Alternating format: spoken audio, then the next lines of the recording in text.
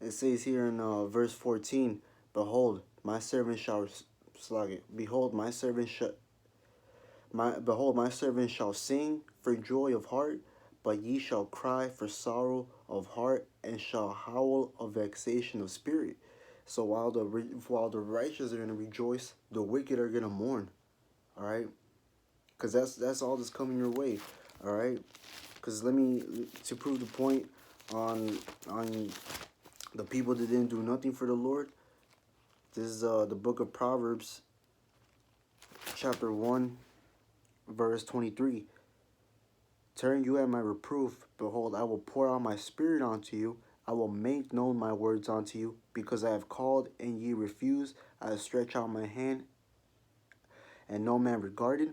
Exactly. So while the prophets have been out there in the highways and hedges prophesying for years, okay, not only that, but putting the videos on YouTube, while all that has been happening, you people despise the word of the Heavenly Father.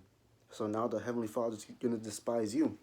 And it says, but ye have set at naught all my counsel, and will none of my reproof.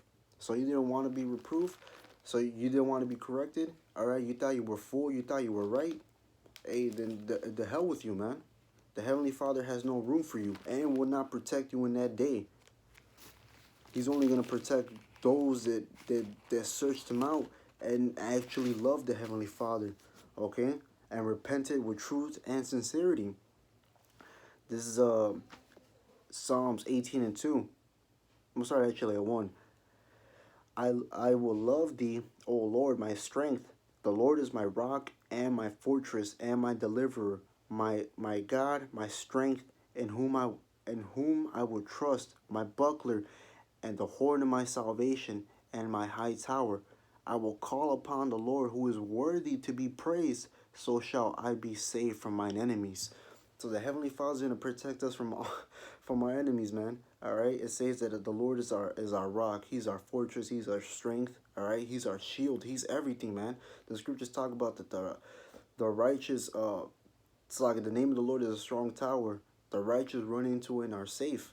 So while the prophets and the righteous, the righteous people who actually sought out the Lord, they're gonna be the Lord's gonna protect them, man, because the Lord is the Most High knows your heart. All right, so the Lord knows who loves Him in truth and sincerity. Okay. Um, I'm gonna go to. I'm gonna end it off with this. This is the book of Romans.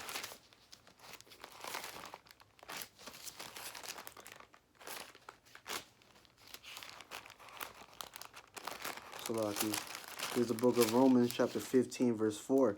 For whatsoever things were written aforetime were written for our learning, that we through patience and comfort of the scriptures might have hope. So the scriptures give us comfort, all right? And everything that was written aforetime, like how it says right here, was written for our learning, all right? Now we see in the scriptures how the Lord delivered his righteous men, all right? The Lord saved his those that trust in the Lord. So that with that being said, and all those things that we're reading, because the scriptures say, blesses the man that readeth. Why? Because you actually get that understanding for yourself. Okay. So you read about uh Daniel's being in the lion's pit. You read about David versus Goliath. All right. We read stories about these men and how they were delivered. All right. There's plenty of more examples, but those should just be enough. All right. There's plenty, okay? And even if you do get put to death, that's just fulfilling of a fulfillment of prophecy. But we know that death is nothing, man. All right, and it's an honorable thing to die for the Lord. Okay, so all this should just be a faith booster. All right, because it even talks about in Second Maccabees, all right, the with the seven brothers and their mother. All right, it started off on verse 2 or 3, I believe. So it said that we were rather die than to transgress the laws of our forefathers. All right, so they were saying that, hey, we would rather die than to disobey Yahweh Hashem Yahushai, because really these laws and statutes and commandments are from Him. Okay, so it's better to die by the wicked, all right, than to betray and forsake our power, all right, that being Yahweh Hashem Yahushai. It's better to die for the Lord. All right, it talks about in the book of Psalms 116 and 15, precious in the sight of the Lord is the death of His saints. Not only that, but it talks about in Sirach 2 and 10. It says it says who, whoever called on the name of the Lord and was forsaken.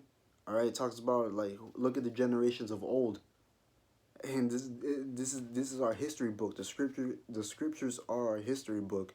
So when we read about these things, that gives us comfort. All right, how all these men put their trust in Yahweh Hashem Yahushai, and the Lord had them.